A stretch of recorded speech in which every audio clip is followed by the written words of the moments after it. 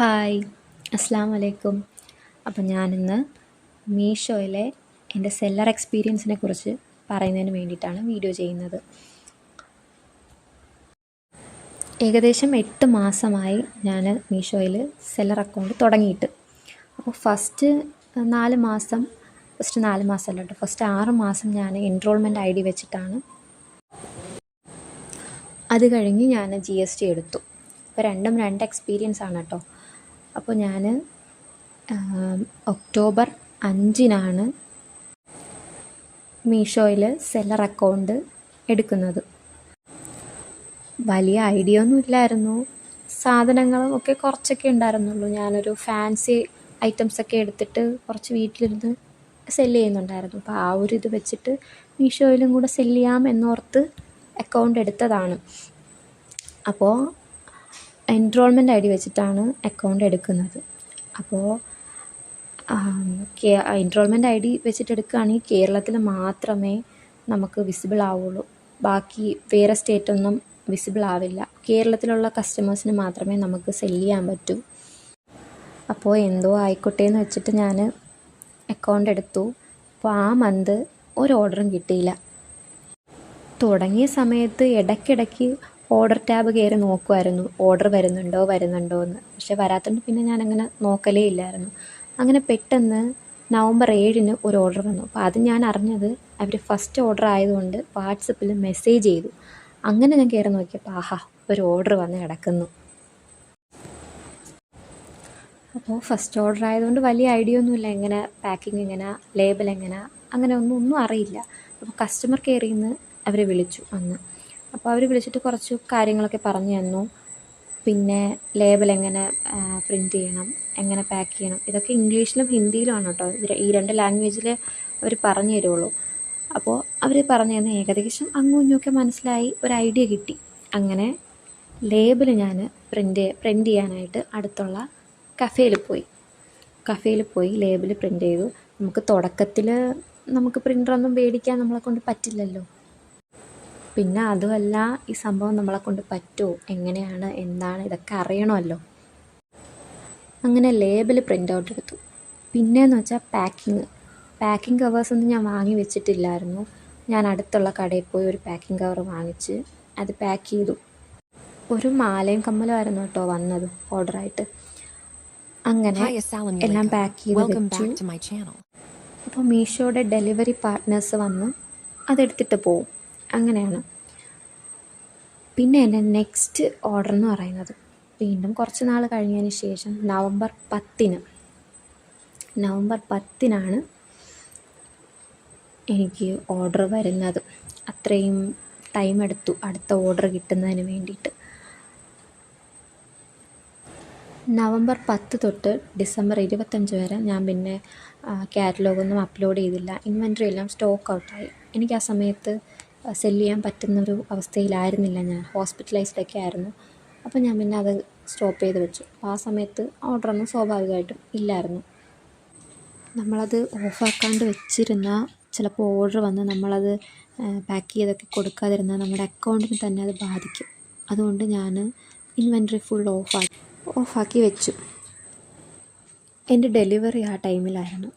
അപ്പോൾ ഡെലിവറിയൊക്കെ കഴിഞ്ഞിട്ട് ഞാൻ പിന്നെ സ്റ്റാർട്ട് ചെയ്യാമെന്ന് വിചാരിച്ചു. ഡെലിവറിയൊക്കെ കഴിഞ്ഞ് നമ്മുടെ പെയിനൊക്കെ കുറഞ്ഞതിന് ശേഷം, കുറച്ച് ടൈമൊക്കെ എടുത്തതിന് ശേഷം പിന്നെ സ്റ്റാർട്ട് ചെയ്യാമെന്ന് വിചാരിച്ച് കുറച്ച് ബ്രേക്ക് എടുത്തു. അപ്പോൾ ഞാൻ വീണ്ടും സ്റ്റാർട്ട് ചെയ്യുന്നത്, അതായത് കാറ്റലോഗൊക്കെ അപ്ലോഡ് ചെയ്യുന്നത്, സാധനങ്ങൾ നമ്മൾ എത്ര സ്റ്റോക്ക് ഉണ്ടെന്നൊക്കെ ഇടുമല്ലോ, അതൊക്കെ ചെയ്യുന്നത് ഡിസംബർ 26-നാണ് വീണ്ടും ഞാൻ മീഷോയിൽ അപ്ലോഡ് ചെയ്യുന്നത് സാധനങ്ങൾ. അപ്പം സ്വാഭാവികമായിട്ടും ഓർഡറൊക്കെ കുറവാണ്. അപ്പം നമ്മൾ അത്രയും ഒരു ബ്രേക്കൊക്കെ എടുക്കുമ്പോൾ വീണ്ടും കുറവായിരിക്കും. അങ്ങനെ പിന്നെ പതിയെ കാറ്റലോഗൊക്കെ അപ്ലോഡ് ചെയ്യാൻ തുടങ്ങി. അപ്പോൾ ഈ എൻറോൾമെൻറ്റ് ID വെച്ച് തുടങ്ങുന്നവർക്ക് സ്വാഭാവികമായിട്ടും ഓർഡർ കുറവാണ്. അപ്പോൾ എനിക്ക് ജനുവരി 12-ന് വീണ്ടും ഒരു ഓർഡറും കൂടെ വന്നു. അപ്പോൾ അതിൻ്റെ സെക്കൻഡ് ഓർഡർ എന്ന് പറയാം. അതിന് മുന്നേ കിട്ടിയ സെക്കൻഡ് ഓർഡർ RTO ആയി. അത് RTO എന്ന് പറഞ്ഞാൽ റിട്ടേൺ ടു ഒറിജിൻ. RTO ആയി, അതായത് നമ്മൾ കൊടുക്കുന്ന കസ്റ്റമറിൻ്റെ കയ്യിൽ എത്താതെയൊക്കെ തിരികെ വരും. ചിലപ്പോൾ ഡെലിവറി ബോയ്സ് കസ്റ്റമേഴ്സിനെ വിളിച്ചിട്ട് കിട്ടാണ്ടാവുമ്പോൾ അതങ്ങ് തിരികെ നമ്മുടെ കയ്യിൽ വരും. അപ്പോൾ ആ ഓർഡർ ആയി. അപ്പോൾ ഞാൻ ഇപ്പോൾ കിട്ടിയ ഓർഡറിന് സെക്കൻഡ് ഓർഡർ എന്ന് പറയും. അപ്പോൾ അതിനൊക്കെ ശേഷം ഞാനിങ്ങനെ വിചാരിച്ചു GST എടുക്കാം. ഇങ്ങനെ പതിയെ പതിയെ ഓർഡറൊന്നും കിട്ടിയിട്ട് കാര്യമില്ലല്ലോ. നമുക്ക് മാസത്തിൽ ഒരു ഓർഡറൊക്കെ വെച്ച് കിട്ടിയാലും ഒന്നും ആവില്ല. അപ്പോൾ ഞാൻ വിചാരിച്ചു എന്തായാലും GST എടുക്കാം. GST എടുത്ത് നമുക്ക് ആൾ ഇന്ത്യ സെല്ല് ചെയ്യാം. അങ്ങനെ ഞാൻ ചിന്തിച്ച് തുടങ്ങിയതേ ഉള്ളൂ GST എടുക്കാം എന്നൊക്കെ. അങ്ങനെ എൻ്റെ മൂന്നാമത്തെ ഓർഡർ വന്നു. മൂന്നാമത്തെ ഓർഡർ വരുന്നത് ജനുവരി 20-നാണ്. പിന്നീട് കുറച്ചധികം ഓർഡേഴ്സൊക്കെ ഇങ്ങനെ വരാനായിട്ട് തുടങ്ങി. ഫെബ്രുവരി മാസത്തിൽ 4 ഓർഡർ വന്നു. അപ്പോൾ പിന്നെ എനിക്ക് കുറച്ചുകൂടെ ഒന്ന് നന്നായിട്ട് ചെയ്യണമെന്ന് തോന്നി. എന്തായാലും GST ഒന്ന് എടുത്ത് നോക്കാം, എന്താണ് സംഭവം, GST എടുത്താൽ ഓർഡേഴ്സൊക്കെ എങ്ങനെയാവും എന്നൊക്കെ അറിയാനായിട്ടൊരു ത്വര. അങ്ങനെ ഞാൻ എന്തായാലും GST എടുക്കാമെന്ന് വിചാരിച്ചു. അപ്പോൾ ഫെബ്രുവരിയിൽ 4 ഓർഡർ വന്നു. അടുത്തത് മാർച്ചിൽ 3 ഓർഡർ വന്നു. അപ്പോൾ ടോട്ടൽ 9 ഓർഡർ. ഇപ്പോൾ ഇതുവരെ 9 ഓർഡർ. അപ്പോൾ മാർച്ചിലാണ് ഞാൻ GSTക്ക് അപ്ലൈ ചെയ്യാൻ കൊടുക്കുന്നത്. അപ്പോൾ ഇതുവരെ മൊത്തത്തിൽ 9 ഓർഡറുകൾ കിട്ടി. അതും വിത്തൗട്ട് GST ആട്ടോ, കേരളത്തിൽ മാത്രം സെല് ചെയ്യുന്നത്. അപ്പോൾ എൻ്റെ എക്സ്പീരിയൻസ് ഇങ്ങനെയാണ്. ചിലർക്കൊക്കെ ഒരുപാട് ഓർഡേഴ്സ് സ്റ്റാർട്ടിങ്ങിൽ കിട്ടുന്നവരുണ്ടായിരിക്കാം. എനിക്കിങ്ങനെ ആയിരുന്നു. ഓൾറെഡി ഞാൻ സെല് ചെയ്യുന്നത് കൊണ്ടും മീഷോയിൽ സെല് ചെയ്യുന്നത് എനിക്കത്ര ബുദ്ധിമുട്ടായിട്ട് തോന്നിയില്ല. അങ്ങനെ എൻ്റെ 9 ഓർഡറുകളിൽ 2 RTO ആയി. RTO എന്ന് പറഞ്ഞാൽ നേരത്തെ ഞാൻ പറഞ്ഞല്ലോ, റിട്ടേൺ ടു ഒറിജിൻ. അതായത് ഇപ്പോൾ നമുക്ക് കൊടുക്കേണ്ട അല്ലെങ്കിൽ എത്തേണ്ട കസ്റ്റമറുടെ കയ്യിൽ ചിലപ്പോൾ എത്താതെ, അവരുടെ അവൈലബിലിറ്റി കുറവുകൊണ്ട് എത്താതെ നമ്മളുടെ കയ്യിലെത്തും. ആ 7 ഓർഡറുകളിൽ 1 കസ്റ്റമർ റിട്ടേൺ കിട്ടി എനിക്ക്. കസ്റ്റമർ റിട്ടേൺ വേറെ, RTO വേറെ, അങ്ങനെയാണ് കേട്ടോ. അപ്പോൾ എൻ്റെ സക്സസ് ആയ ഓർഡേഴ്സ് എന്ന് പറയുന്നത് 6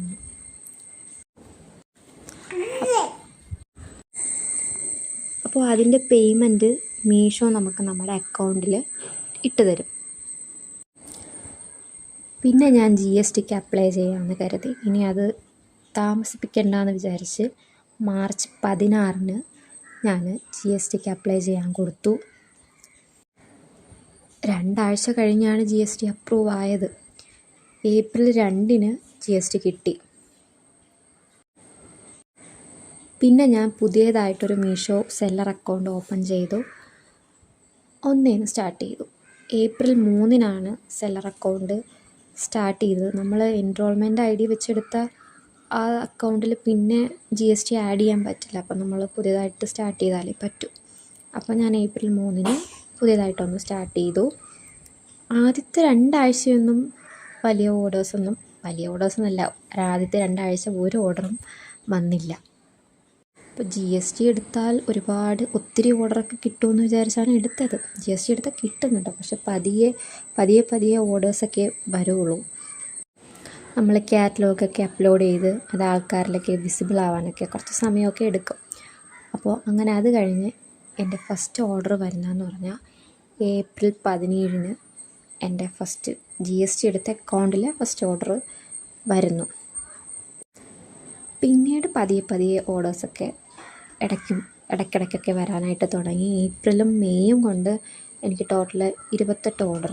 എന്നെ സംബന്ധിച്ച് ഒരു സ്റ്റാർട്ടറിന് 28 ഓർഡറൊക്കെ കുറച്ച് ബെറ്ററാണ്. വലിയ കുറവൊന്നുമില്ല.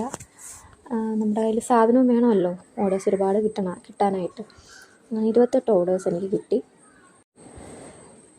പിന്നെ 28 ഓർഡേഴ്സും എല്ലാം സക്സസ് ആയെന്ന് വെച്ചാൽ ഇല്ല. ഈ പറഞ്ഞ പോലെ 2 RTO ആയി. RTO ആവുന്നതിന് വലിയ ലോസൊന്നുമില്ല കേട്ടോ. കസ്റ്റമർ റിട്ടേൺ ലോസ് ഉണ്ട്. അതൊക്കെ ഇനി വരുന്ന വീഡിയോകളിൽ അതിനെപ്പറ്റിയൊക്കെ ഇനി പറയാം. അങ്ങനെ 2 RTO ആയി. പിന്നെ 1 കസ്റ്റമർ റിട്ടേൺ ആയി. കസ്റ്റമർ റിട്ടേണൊക്കെ നമുക്ക് ഒരുപാട് വരികയാണെങ്കിൽ പിന്നെ ഒന്നും ചെയ്യാതിരിക്കുന്നതായിരിക്കും നല്ലത്. കാരണം കസ്റ്റമർ റിട്ടേൺ വന്നാൽ നമ്മുടെ കയ്യിൽ നിന്ന് ഫൈനൊക്കെ എടുക്കും. പിന്നെ നമ്മൾ ഇടുന്ന സാധനത്തിനൊക്കെ വലിയ പ്രോഫിറ്റൊന്നും കിട്ടത്തുമില്ല. നമ്മുടെ കയ്യിൽ നിന്ന് പൈസ പിന്നെ അങ്ങ് പോവേ ഉള്ളൂ. അങ്ങനെ എനിക്ക് 20 സക്സസ് ഓർഡേഴ്സ് കിട്ടി. അതിന് പേയ്മെൻറ്റും കിട്ടി. 5 ഷിപ്പിംഗ് ആയിട്ട് കിടക്കുകയാണ്. അതായത് 5 കസ്റ്റമേഴ്സിൻ്റെ കയ്യിൽ എത്തിയിട്ടില്ല. അവരുടെ കയ്യിൽ ചിലപ്പോൾ എത്താം, 5 ചിലപ്പോൾ എത്താം, ചിലപ്പോൾ അതിൽ ചിലത് RTO ആവാം, എന്തോ വേണോ സംഭവിക്കാം. അപ്പോൾ 5 എന്തായാലും ഷിപ്പിങ്ങിൽ കിടക്കുകയാണ്. അപ്പോൾ ഏപ്രിൽ മെയ് കൊണ്ട് എനിക്ക് 28 ഓർഡേഴ്സ് ടോട്ടൽ കിട്ടി. അതിൽ 20 പേയ്മെൻറ്റ് എനിക്ക് കിട്ടി. കസ്റ്റമേഴ്സിൻ്റെ കയ്യിലൊക്കെ എത്തി, അതിൽ പ്രശ്നമൊന്നുമില്ല. പിന്നെ 1 കസ്റ്റമർ റിട്ടേൺ കിട്ടി, 2 RTO ആയി, 5 ഷിപ്പിങ്ങിൽ കിടക്കുന്നു. അപ്പോൾ ഇതൊക്കെയാണ് എൻ്റെ ഓർഡേഴ്സിൻ്റെ കാര്യം. പിന്നെ ജൂൺ 1st, 2nd, 3rd, അതായത് 1, 2, 3 തീയതികളിൽ ടോട്ടൽ 8 ഓർഡേഴ്സ് കിട്ടി. അതിൽ 3 പിക്കപ്പ് ബോയ് വന്ന് കൊണ്ടുപോയി, ബാക്കി 5 ഇവിടെ പാക്ക് ചെയ്ത് വെച്ചേക്കുന്നു. അപ്പോൾ അതൊക്കെയാണ് എൻ്റെ മീഷോയിലെ സെല്ലിംഗ് എക്സ്പീരിയൻസ് എന്ന് പറയുന്നത്. അപ്പം നമുക്ക് വീട്ടിലിരുന്ന് കൊണ്ടും ഇതൊക്കെ ഹാൻഡിൽ ചെയ്യാൻ പറ്റും എന്നുള്ളതാണ് ഇതിൻ്റെ ഏറ്റവും വലിയ പ്രത്യേകത എന്ന് പറയുന്നത്. നമ്മൾ കൈകാര്യം ചെയ്താൽ മതി. നമ്മളതിൽ അപ്ലോഡ് ചെയ്യുന്നു, ആൾക്കാർ നോക്കുന്നു, അവർ ഓർഡർ ചെയ്യുന്നു. അതിന് ശേഷമാണ് പിന്നെ നമ്മുടെ എഫേർട്ട് വരുന്നത്. നമ്മൾ ലേബിൾ പ്രിൻ്റ് ചെയ്യുന്നു, പാക്ക് ചെയ്യുന്നു, അങ്ങനത്തെ കാര്യങ്ങളൊക്കെ വരുന്നത്. പിന്നെ അത്ര വലിയ എഫേർട്ടൊന്നും വേണ്ട കേട്ടോ. പിന്നെ ഇടയ്ക്കിടയ്ക്ക് എപ്പോഴും നമ്മൾ ഓർഡർ വരുന്നുണ്ടോ എന്ന് ചെക്ക് ചെയ്യണം.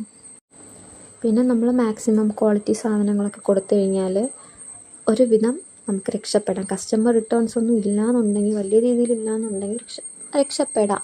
പക്ഷെ കസ്റ്റമർ റിട്ടേൺസ് ഉണ്ടാവും കേട്ടോ. എങ്ങനെ ആയാലും കസ്റ്റമർ റിട്ടേൺസ് ചിലതിനൊക്കെ ഉണ്ടാവും. എനിക്കങ്ങനെ ഒരുപാട് ഓർഡേഴ്സൊന്നും ഇല്ലാത്തത് കൊണ്ട് വലിയ രീതിക്ക് കസ്റ്റമർ റിട്ടേൺസ് ഇല്ല.